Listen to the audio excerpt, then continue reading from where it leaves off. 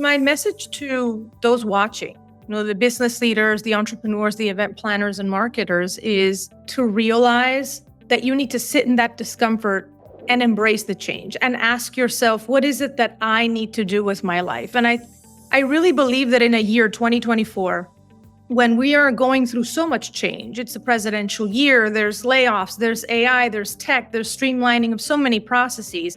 We have to learn to embrace that change. And at the basis of that is understanding who you are at your core, how you want to show up in the world. It all boils down to authenticity, which is what I have been researching and studying for the last decade, really. Hello and welcome to today's episode of the Keynote Curators podcast. I am Seth Dechtman, your keynote curator. I am thrilled, enthralled, excited, overjoyed to have our next guest on today's episode, Mariana Atencio. Welcome to the podcast. Seth, I am so excited to be here, and I could just sense the energy as we were getting set up for a conversation here. So listeners are in for a ride. Yes, and you know that the majority of our listeners are event planners, meeting planners, event professionals, or anybody that really operates in that ecosystem.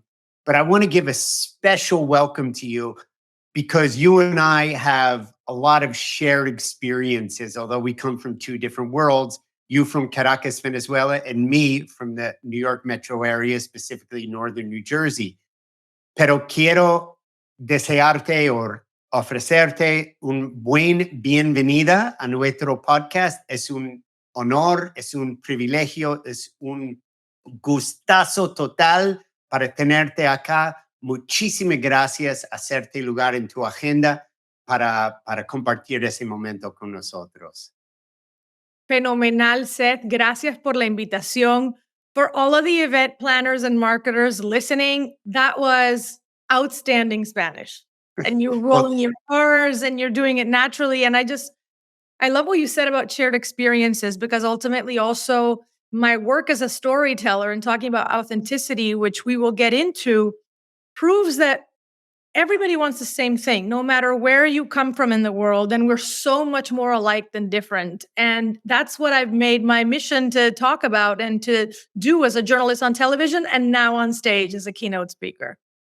And that's so important because, meeting planners and those that attend the meetings are really grounded in this idea of gathering, belonging, but at the same time, within that belonging and gathering, identifying the distinctions and the differences so that we can connect and appreciate those differences and play off of them and gain an edge by learning about and connecting with what's similar and what's different. Absolutely, because you need to create that sense of belonging, that skin in the game, people being able to show up as themselves so they can have skin in the game when they pitch ideas and that when they see their projects become successful. But at the same time, there cannot be erasure about those beautiful, vibrant things that make each of us unique, because therein lies the magic. That's right. And part of the magic of your story, Mariana, is this through line or this trajectory of experiences that have brought you from, Caracas to New York City to Miami to Brainerd, is it? Brainerd, Minnesota, to the woods of Connecticut, the Nutmeg State, the first state with a constitution. But I just want to share a little bit more with our audience who not only are meeting planners, Mariana, but are also empresarios, entrepreneurs, gente que maneja, supervisa un grupo de personas que produce media or lo que sea. So we're here to offer great insights, great tips, and a conversation that's going to provide something that they can use right away. And I know from your experience as a Peabody award-winning journalist, you're also a best-selling author. We've already covered you're an influential speaker, which I want to talk a lot about. As a graduate of the Universidad Católica and a master's degree holder in broadcasting from Columbia University, I feel like, I don't know if the word escape from Venezuela is over dramatic, but having lived there for 5 years, it feels like it was you were being pushed out, but what you were going towards was also pulling you in. And that's part of that dichotomy and that dual magic there. And so our listeners know for the last decade or even more, you've been recognized for all kinds of work that you've done. Your field work, you're a rising anchor at Univision, a national correspondent for NBC and MSNBC, Pope Francis from Argentina, where my family is from. You've had a great interview with him, with President Biden, the King of Spain, among many others. You got the HBO Habla, and People Magazine dubbed you and your platform a media empire. I'm like getting more and more intimidated as I go through this. Production, Seth. Thank you. Well, I just want to share the TED Talk really is the pièce de résistance. And I know that there's more than one, but what makes you special is so intimate and such a great way to get to know you. And so in our show notes, there's going to be a link to your speaker profile on our website, and there's a link there to your TED Talk. I encourage everybody to watch it, get a cup of coffee, get a cup of tea, sit down, and just plug yourself in. And it's a great compliment to your memoir, Perfectly You. I just wanted to get that out there because there's so much and it's so rich. So again, bienvenida.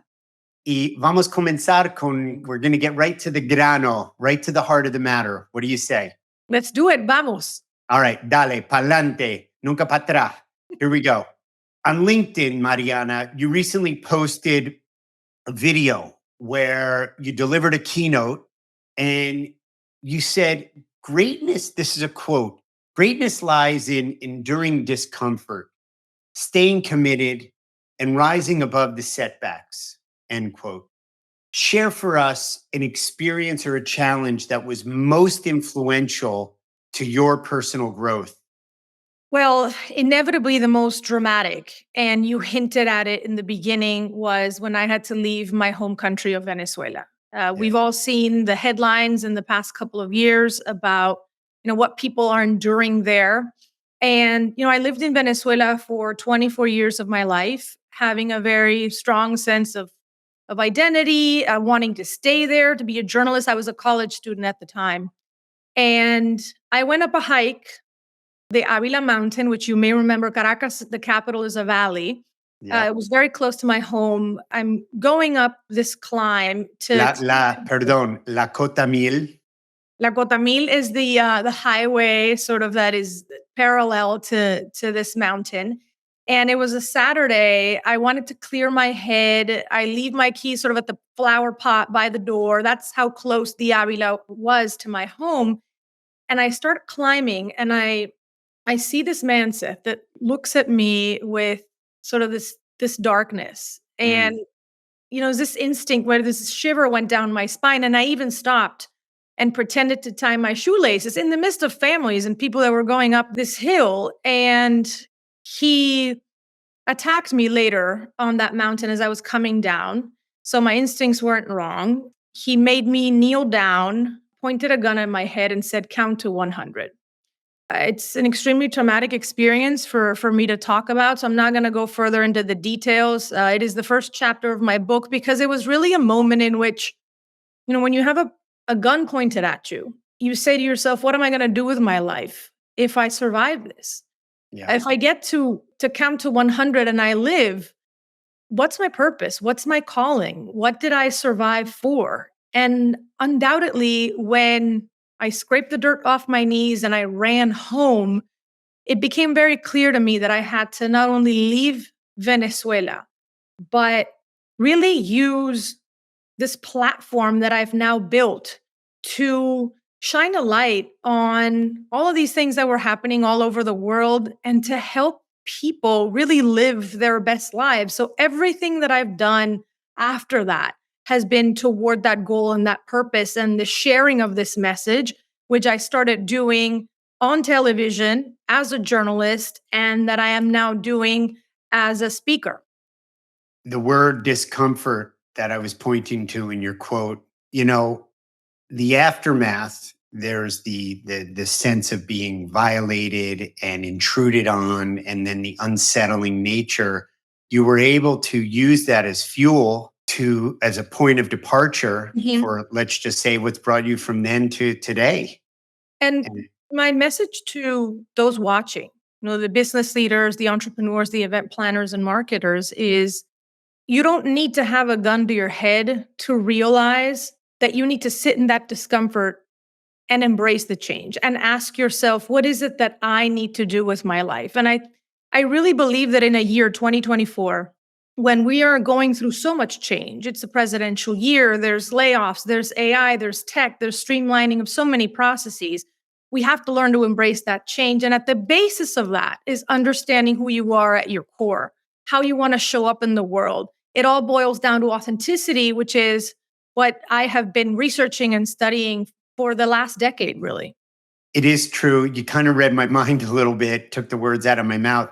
You don't have to have a gun at your head. You don't have to go through a divorce. You don't have to have a terrible car accident, go through a bankruptcy to have the ability to, you are what you think, and use your mind and say, all right, slow down and recalibrate and identify what it is that drives you, what's important to you. It's all very conceptual, Mariana. We hear it all the time. There's gurus on Instagram and LinkedIn and YouTube, but what does it take for us to do that? It's just an open rhetorical question.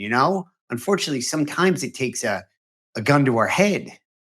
But so many aspects of our lives don't have to boil down to such a dramatic moment, but they can be equally traumatic.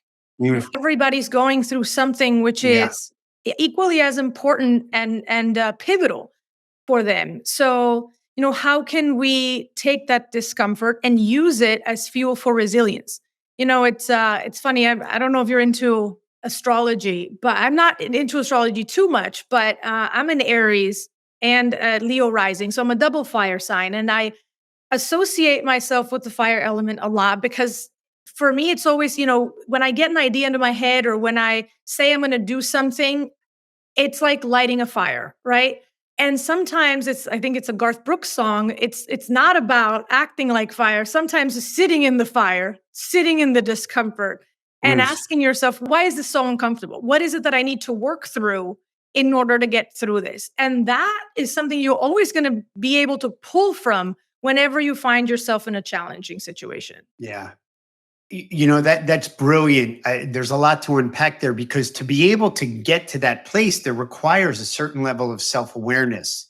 And you mentioned, I'm just going to make that assertion.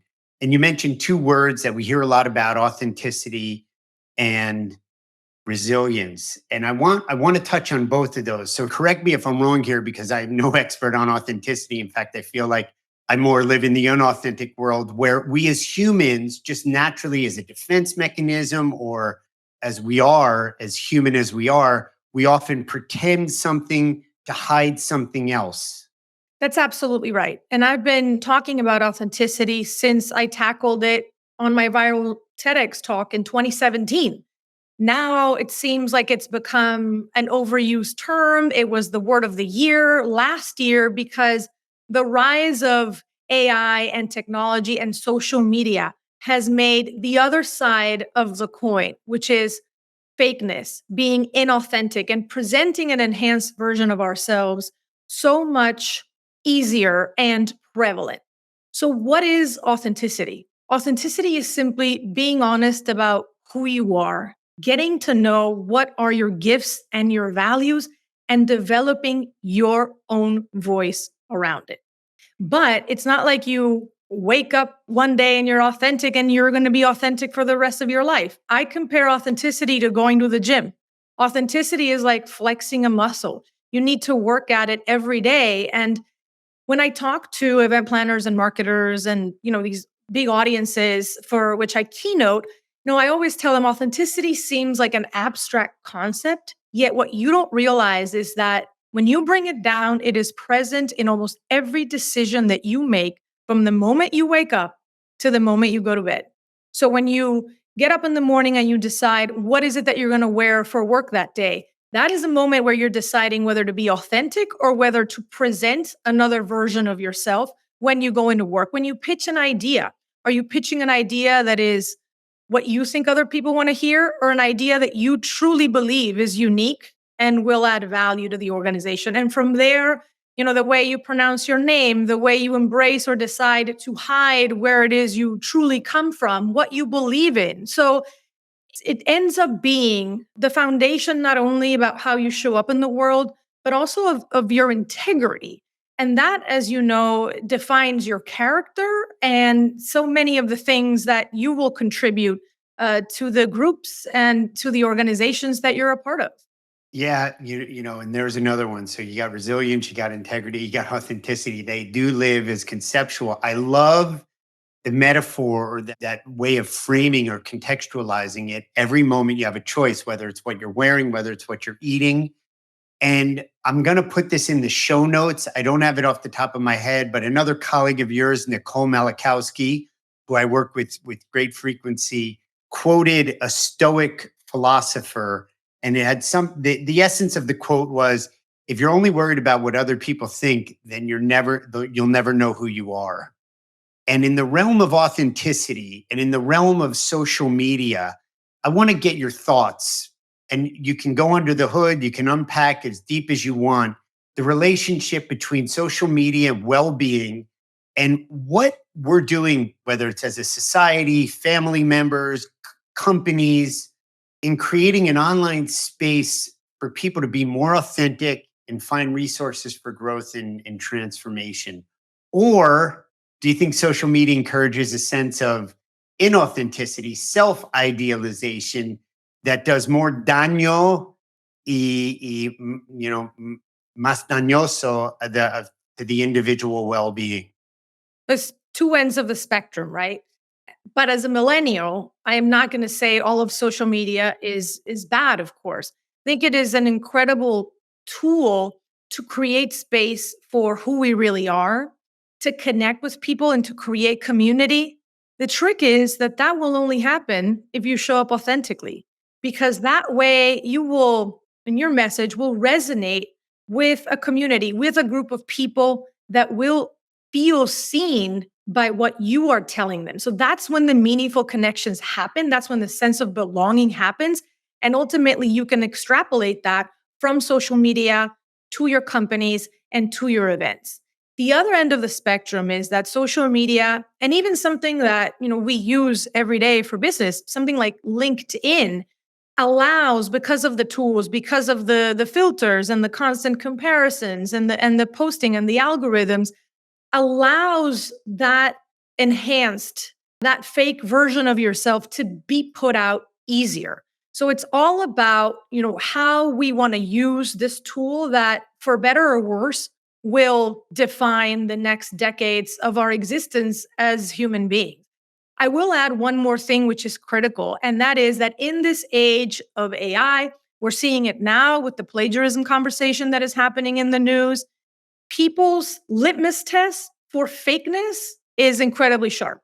So people will sniff out fakeness in a heartbeat. And that is the fastest way that, as a business leader, as an entrepreneur, and as a marketer, you will lose people's trusts. So that is one of the main drivers for honing in on authenticity and understanding what it is makes you and how you can communicate that online. The counterintuitive or the counterbalance or the irony even of ChatGPT, the inculcation of AI being woven in is that, in my view, being human is more valuable and more requisite than ever before. And it makes me think of, on the heels of what you just said about, we're very in tune to fakeness or what's inauthentic. Malcolm Gladwell's book, Blink, it's like intuitively the millions of calculations our mind and our being inhabit to measure a moment in space and time. We know if it's real or not. You knew on that mountain, you knew there's that moment. You didn't need any algorithm or anybody else to inform you or confirm.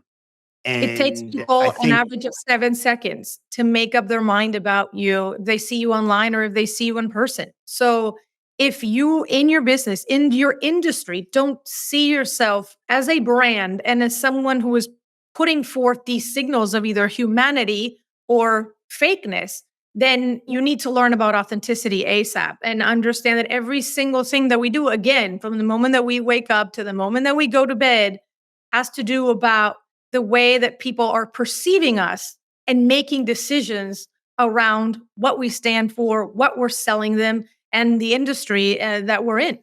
so. I want to carry it a little bit further to, again, our audience are business owners, individuals, meeting professionals.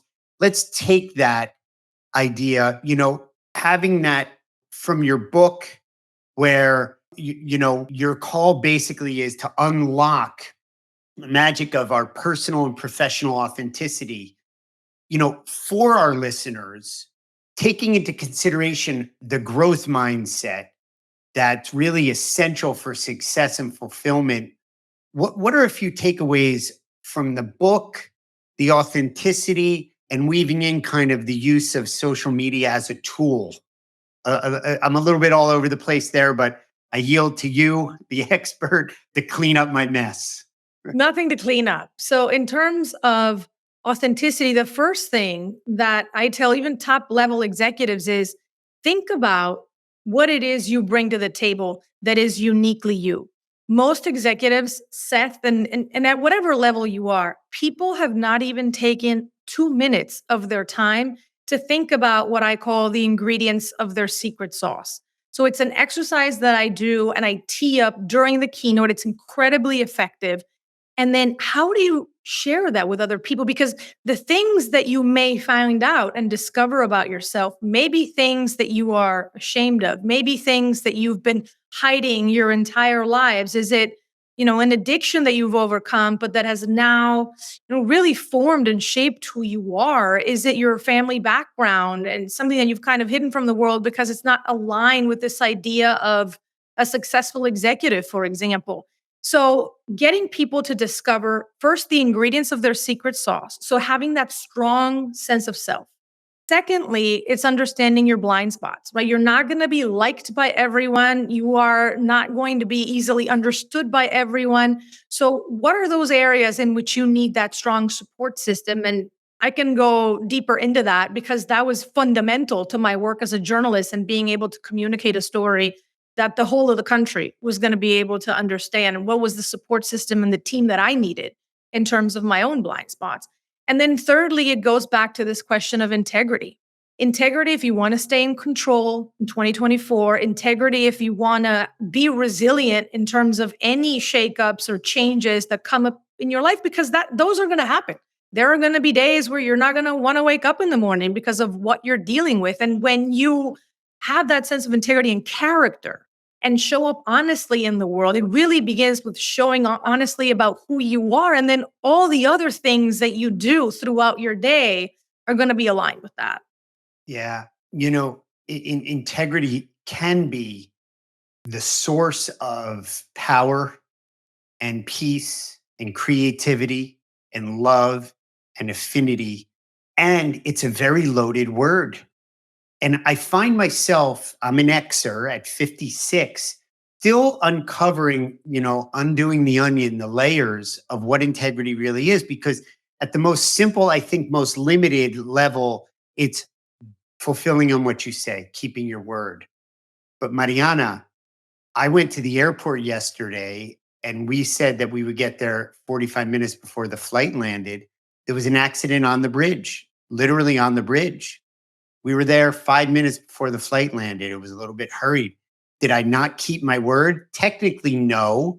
But it's like, I don't know if it's a gray area. This is just a little side anecdote editorial. I think the intention's there. And that's really important because as a meeting professional, I'm thinking of them. They're, dealing with signage, security, catering, food and beverage, the reception, the keynote speaker, the dress rehearsal. When do we open doors? Registration, special needs, on and on, ground transportation.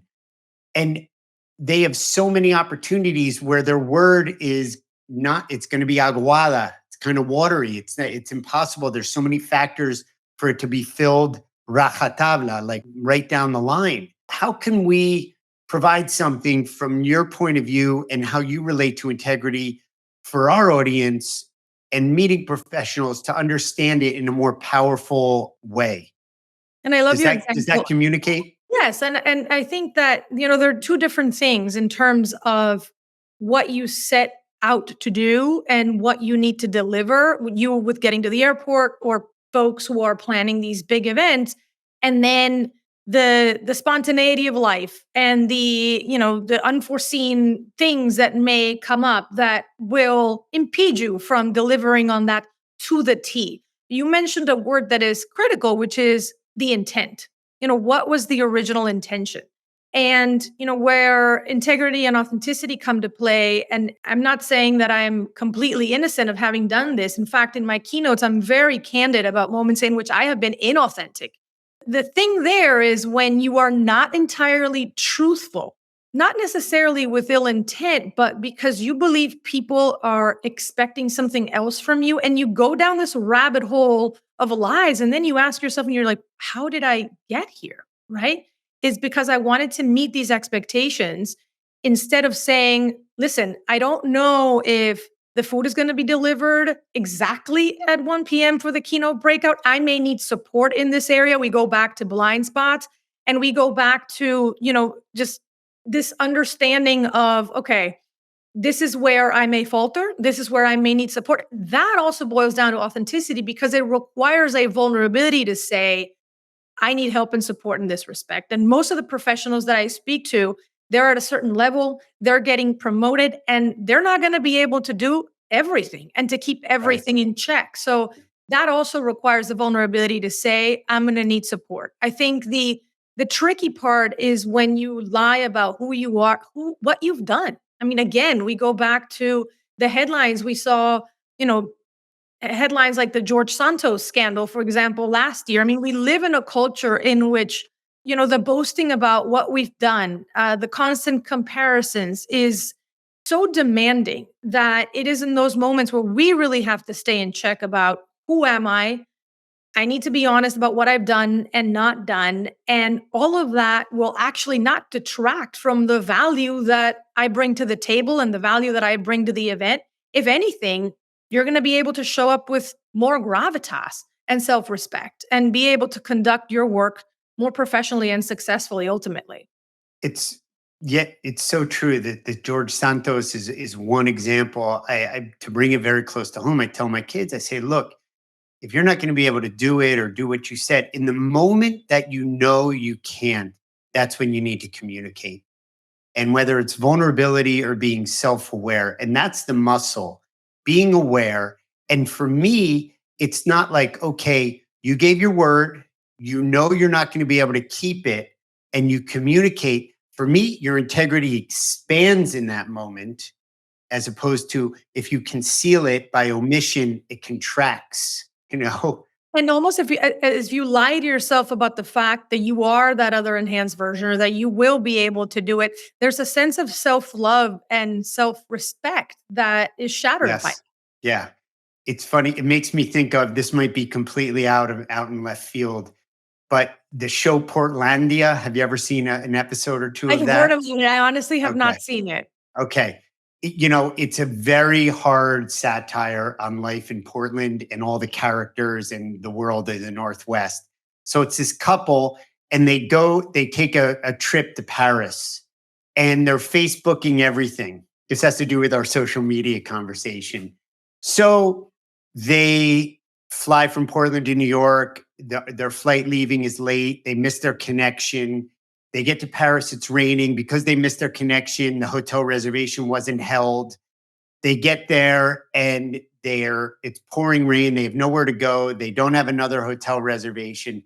But every picture that they posted on Facebook there was a moment where they had the Eiffel Tower in the background, where they were on the plane like this, where they had their passport in immigration. And when they got back home, they said, you know, I don't think everybody's having as good a time on Facebook that they say they are. That's And I like, didn't I didn't I, do it justice, but if you can imagine done professionally by really good but, actors and good script, it's just so brilliant, you know? and to be perfectly honest, I recount an anecdote like that where I, a journalist, someone who's considered an expert on authenticity, went through something like this deep down a rabbit hole because so it's a funny story about me not having any plans for New Year's 2021 and how, as someone who's in the media and the public eye, I somehow said, this is unacceptable. What will people think? So I made up this whole story about being at one of these fancy hotels in Miami Beach. And essentially, when people in my community found out that the post was fake, not only did I lose dozens of followers that day, goes Credibility, back yeah. to this critical thing that is important not only to journalists and mostly also to event planners. I lost trust. I lost the trust of my community. Regaining that trust is incredibly hard. So I recount that anecdote sometimes because it's also all about being relatable. My life isn't lived through a filter either, but there are forces in our day-to-day right now that push us toward that. And we have to just be very aware, not only of being truthful, we've already covered, but also the idea that, the couple in Portlandia or me during my New Year's Eve incident had posted something like, you know what? We lost our flight today. No New Year's Eve plan this year. Having a glass of wine, reflecting on the year that's passed. What are your plans tonight? Wouldn't that curate such a more interesting and integral community that is going Yeah, to, in the long run, stick with me and feel seen by what I'm saying? Absolutely. So that is the yeah. kind of, going back to your original question, that's the kind of sense of belonging that also we want to create at these events and at organizations today, especially as people are still working remotely or hybrid, right? Let's suppose that if you did that one, the glass of wine, reflecting, admittedly, I would love to be with people, but here's where I find myself. So I'm going to take it on. Imagino it would have generated a whole choclo, as they say in Argentina, a whole a montonazo of responses of, hey, I'm at home too. Hey, I'm at home too. What's your wine? Like people would have been able to identify with that. That's the kind of the counterintuitive piece about it, right? As opposed to putting on this Uh, this And that appearance. also goes back to a key element that I speak about in my keynotes, which is community. That's the Yeah. community that you want to create. And that only happens if you're authentic, right? Still kind of COVID-ish out there. Couldn't, meet up with my family this year. That's what resonates. That's Yeah. what transcends. And that's Yeah. ultimately what is true to you and will make you feel, just grounded Yeah. in who you are to be able to be resilient facing the changes that are going to come through every day. I'm loving this conversation. I want to shift gears a little bit here. Y voy a tirarte una pregunta en castellano, ¿está bien? Okay. Y gracias. Al principio de nuestro podcast me diste un halagamiento de sí, porque Allá, yo fue digamos. halaga, porque realmente nunca abrí un libro de castellano. Eso es todo oído, todo learned by listening and watching, and etcétera, etcétera. Entonces, gracias. Tenemos nosotros realmente, aún que venimos o empecemos de mundos completamente distintos, mucho en común. Tenemos la experiencia de Summer Camp en Estados Unidos.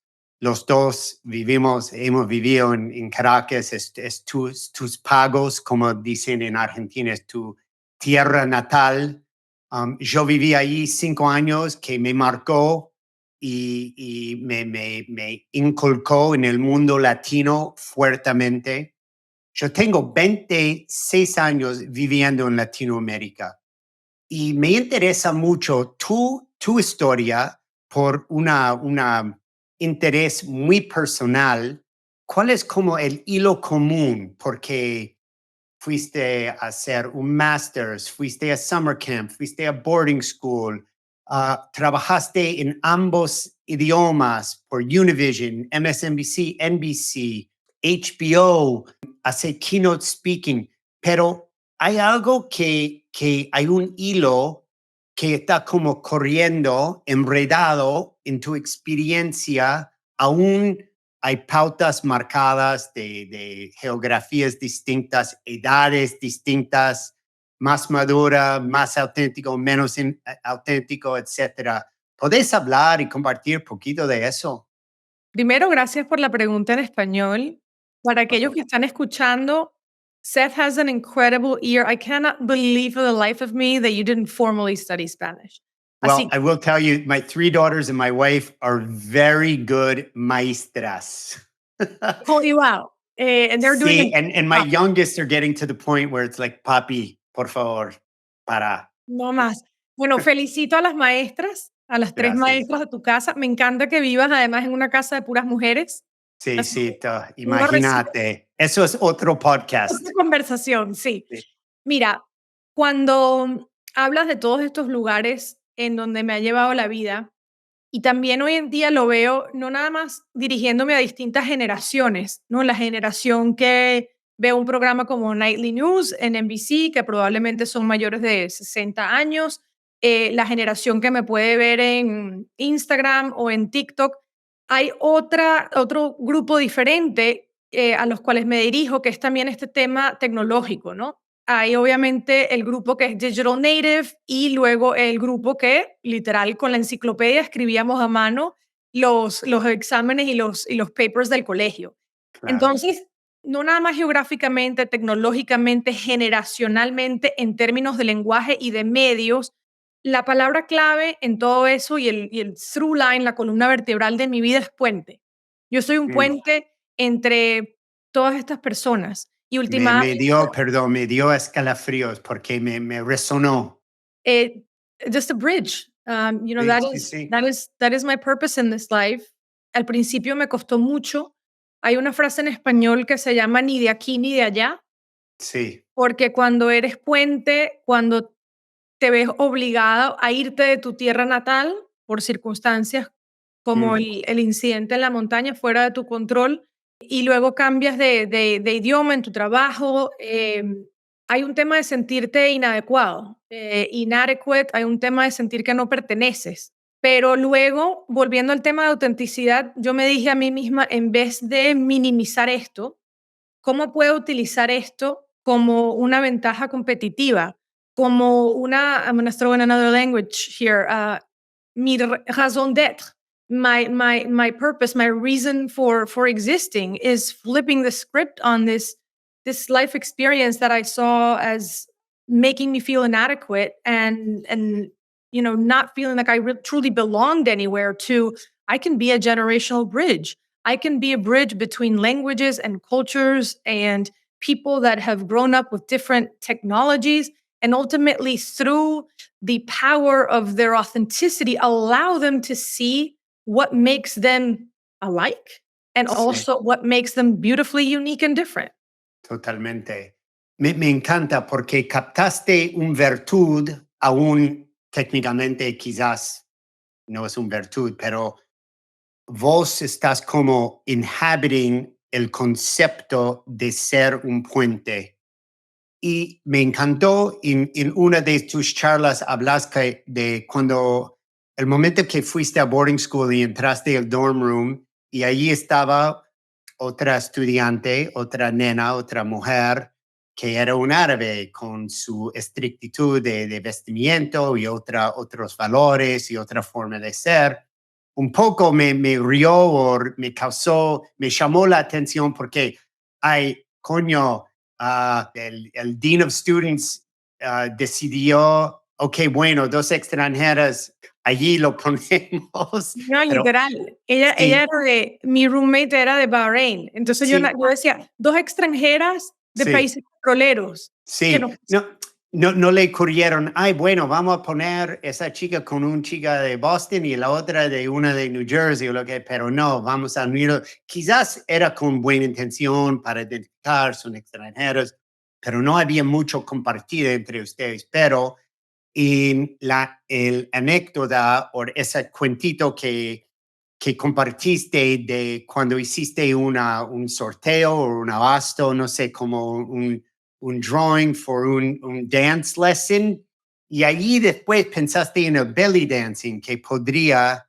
pensar que ella podría aportar contribuir, enseñarte, exponerte. Eso es el puente que sos vos manifestada en la mente literal, ¿no?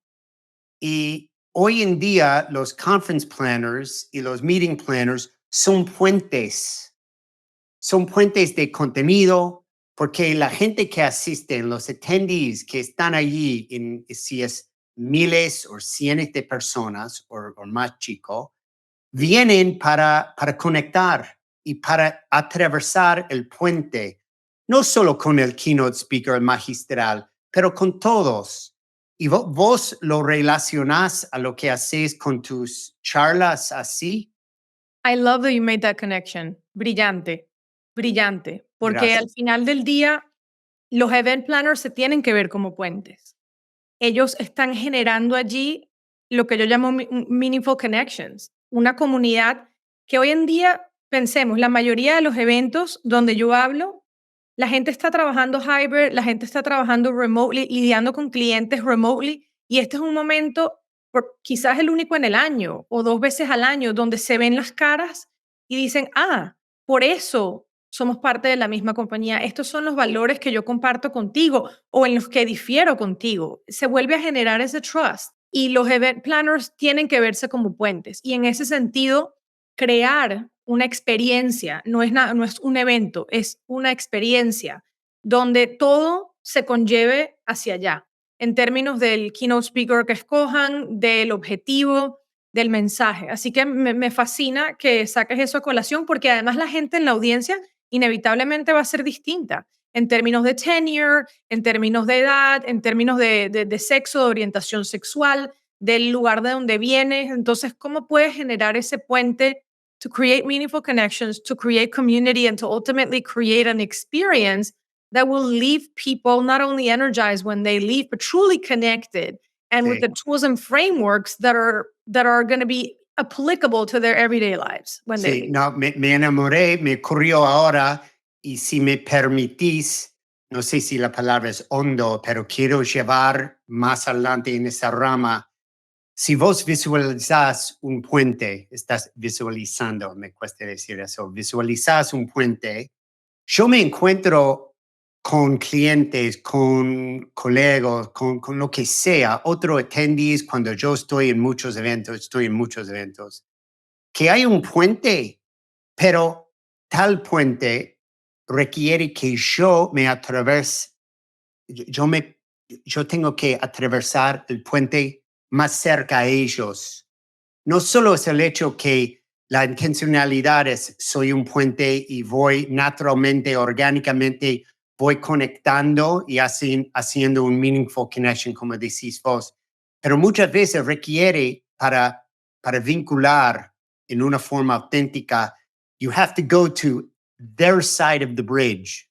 And it's not easy because you want to stay on your side. You want to stay where it's cushy. Entendeme, coño, para llegarme allá, uy, Pero también porque es fácil y es mucho más rápido conectar con aquellos que piensan como tú.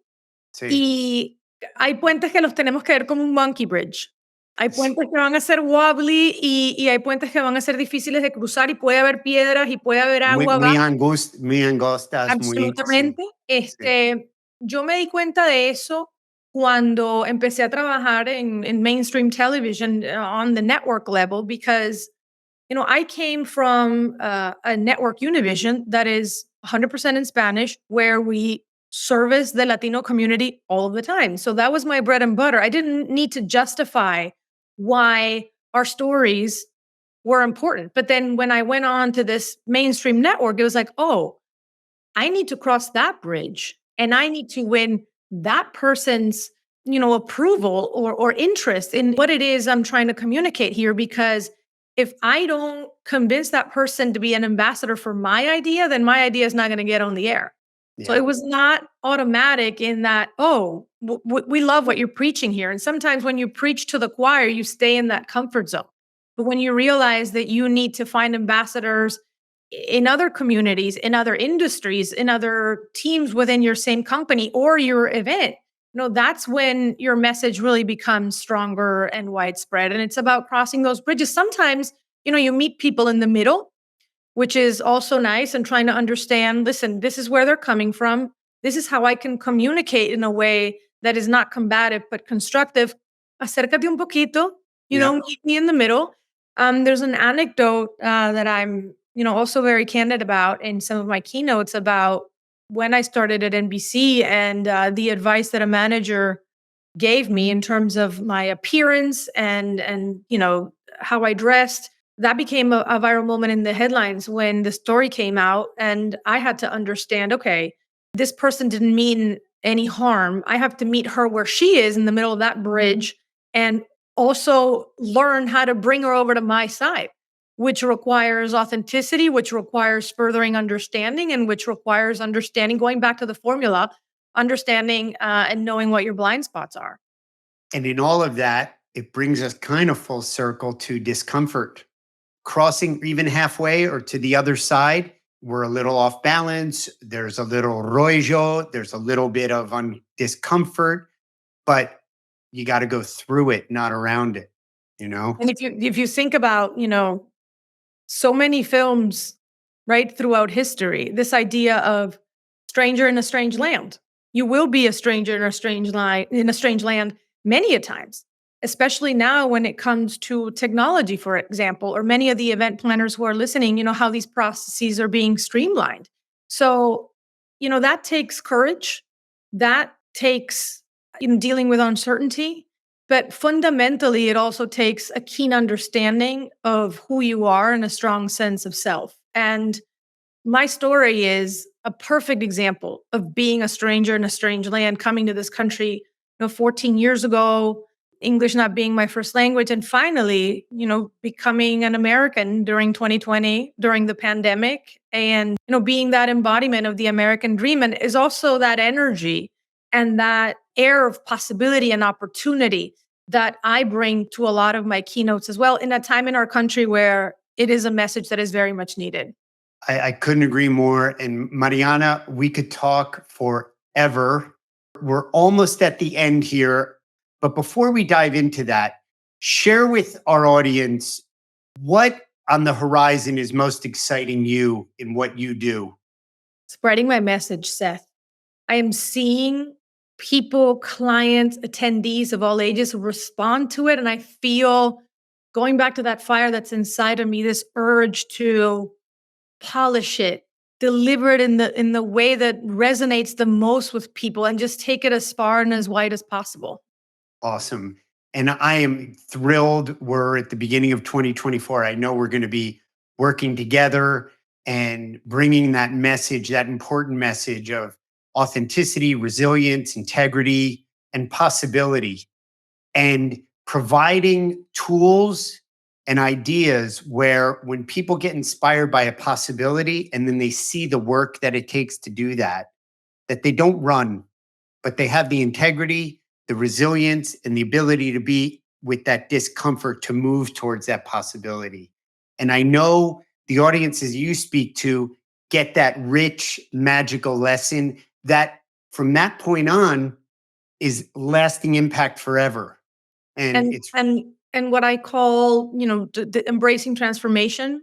My message is also something that I've studied over 10 years as a journalist, because think about the fact that I'm meeting people on what I call the worst day of their lives. They've yeah. lost their homes, God forbid, Oh, they've lost yeah. loved ones. They are overcoming.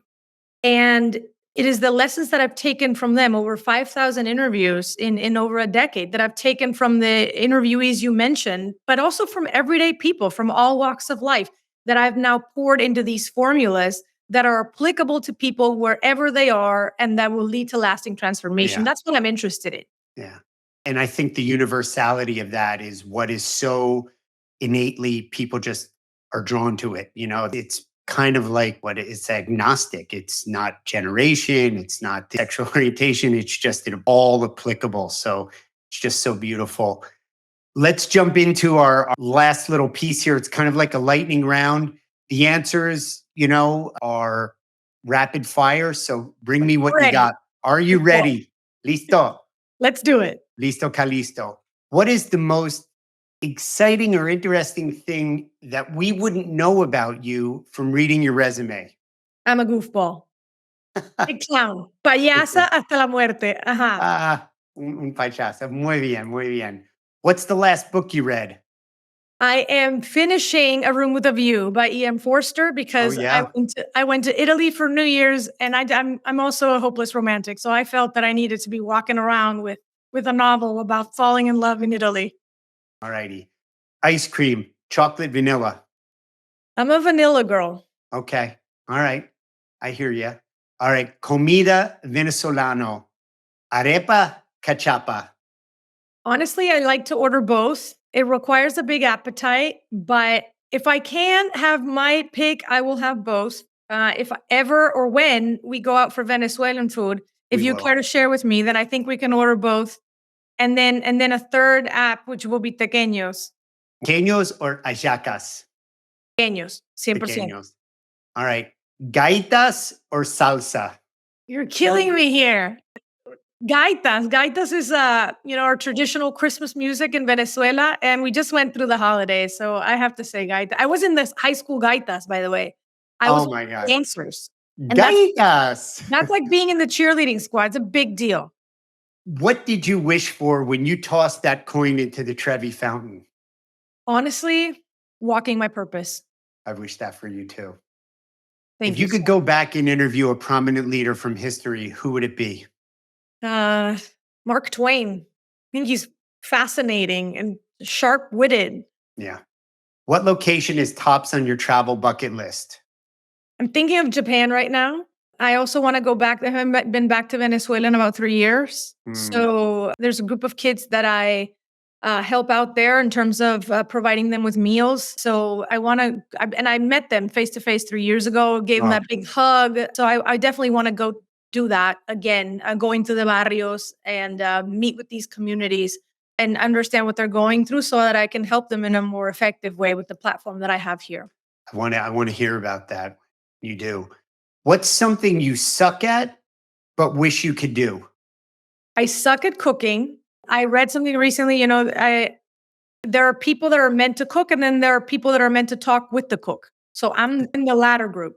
You're the acompañante. I'm the wine pourer, I'm the dishwasher, definitely not the cook. Right. You're the moral support. God, that looks good. Oh, I messed up. No, it still looks good. I'll eat it. Don't worry about it. Right.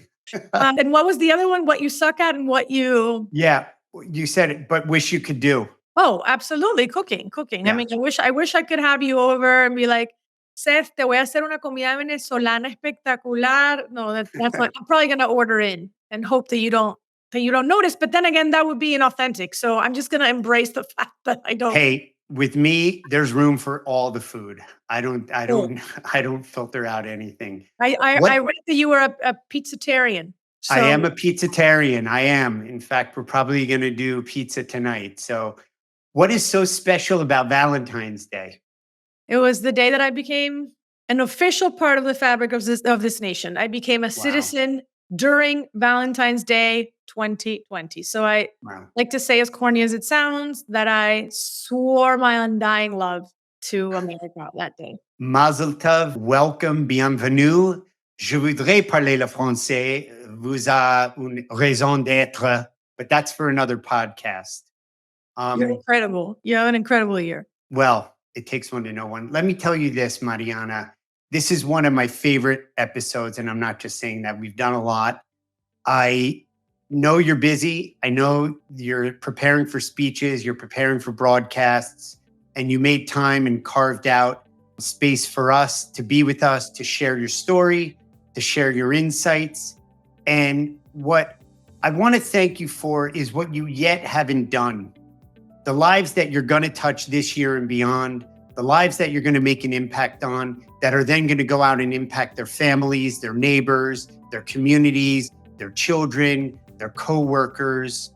And I don't see it yet, literally, but I know it's out there, and I appreciate that you're going to be doing that. So just thank you so much. Seth, thank you. Thank you for encouraging me in that way. Thank you for your platform. Thank you for your light. for what you do for so many of us in this industry and in the world. And I take what you said in the end very seriously. This is about something so much bigger than me, and I'm not done yet.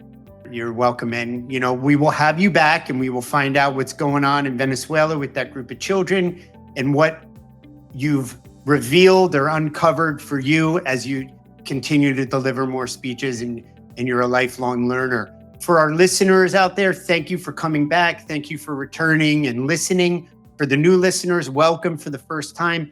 Please share our podcast. You're going to be smarter for it.